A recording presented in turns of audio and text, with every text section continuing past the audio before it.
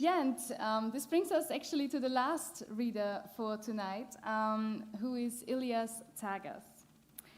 Ilias is a Greek poet writing predominantly in English.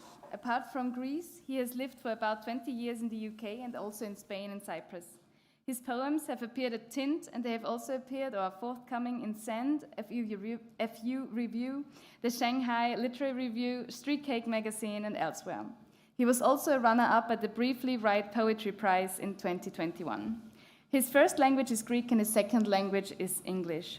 And today he will perform his short poem, I Think He Was a Teen, which appeared in Spring 22, and some other poems for us. So enjoy this last performance with me. Thank you.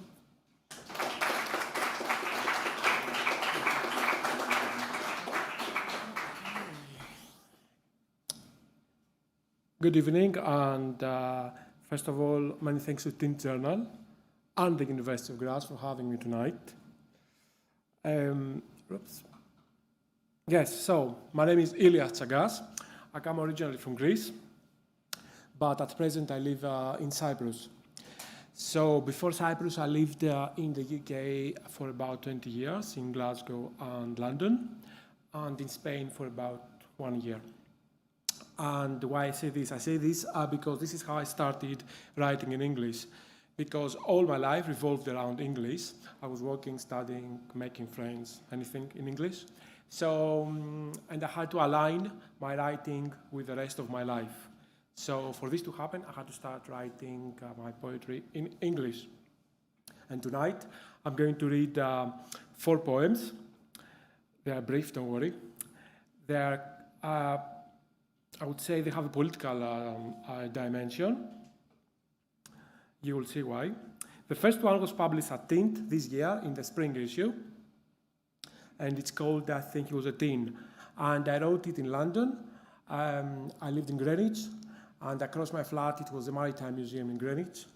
And I used to pop in. It was free access.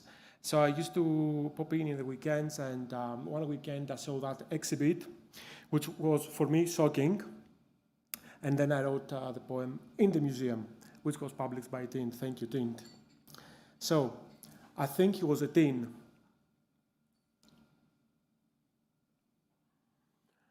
On the wooden floor, coiled with handcuffs and leg irons on, like an embryo, dead.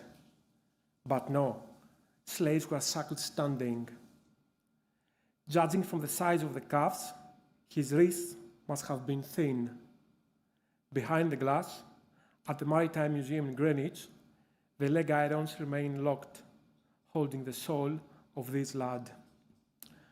So yeah, I hope you guessed that it was, I saw handcuffs and leg irons that belonged to a slave. I read the sign, so they were part of a ship that brought slaves from Africa to the UK. The second poem, similarly, it has a political dimension. And I also wrote in London. One day I got a bus from Greenwich to the city centre. And inside the bus there was this wheelchair user. It was a disabled man. And there was a scene that took place in the bus. And as I saw it, as I experienced it, I went to write this poem. It is called I Did Not Lose My Heart. I did not lose my heart. I lost my legs. A crack in the spine means I won't be able to walk again. The bus ramp reaches down. I board the bus with my earphones on, and despite listening to music, I still hear a mom saying to her son, "Watch the wheelchair man." So yeah, disability is a political and social issue. The third poem, The third poem revolves around my feeling of anger. There are many things that anger me, but in the last few months, the main reason is the war in Ukraine. We live this war in the heartland of Europe. We thought that we have finished with wars in Europe, more or less. But then Russia started this war against this country, which is an unprovoked war. There's no reasoning behind it, apart from Russia being bullish. And I try to forget about this, but because you have to do your everyday life, but this is not always possible. So I wrote a poem about my anger. It's called My Wave. Anger is a wave that means to strike the land, sweeping away everything. But my own wave, that I ride like a skillful surfer, doesn't reach the shore. It remains traveling inwards, smashing against the vast mass of the sea, unwilling to die. Right. The last poem concerns my home country, Greece, and my adopted country, the UK. And the topic is the marbles. The poem talks about the marbles. Now I have to explain what is the marbles. The poem refers to the Parthenon marbles. I don't know if you know what is a Parthenon. It's the most important monument in Greece. It's a symbol of the Greek nation, of our culture.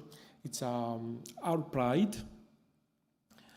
And it stands in Athens for about 2,500 years. It's still there. You can visit it. But what happened is that at some point when Greece was occupied by Ottomans, the British ambassador in Athens, Lord Elgin, decided to cut some part of the building. It's a building, okay? He decided to cut some sculptures in order to bring them to Scotland and, yes, decorate his summer villa. So the idea was to destroy a monument to decorate his villa. And of course, the Ottomans allowed him to do so. There's a debate about this because some people say that they didn't allow him to take so much marbles in Scotland as he did. But anyway, he did it. He followed barbaric ways to cut the Parthenon, to cut the marbles off the monument. His plan didn't work exactly because he went bankrupt and he had to sell the marbles to the British Museum. So, today, half of these marbles are in Athens, in the Acropolis Museum, and in the same neighborhood with the Parthenon, and the other half are in London, in the British Museum. So there is a dispute between Greece and the UK about the marbles. So obviously Greece wants the marbles back. So one day I wrote this poem called Country, which is written by Will Burns in a pamphlet published by Faber and Faber. And he talks about the UK, and then I got this inspiration to write a poem, a brief poem about the marbles. Sorry for the long introduction, but it's important to understand what is the marbles. Not everyone knows. I suppose now you know everything about the marbles. Right, the poem is called A Certain Thing. This was an EU country, the Brexit country. It is a post-colonial country, a glorious country, a thieves' country. It is also a four nations country. Some think this is still the Britannia country, and I have certainly heard it called the cloudy country and the rain country. Others say Elizabeth II's country. But it will never be the marbles country. That's it.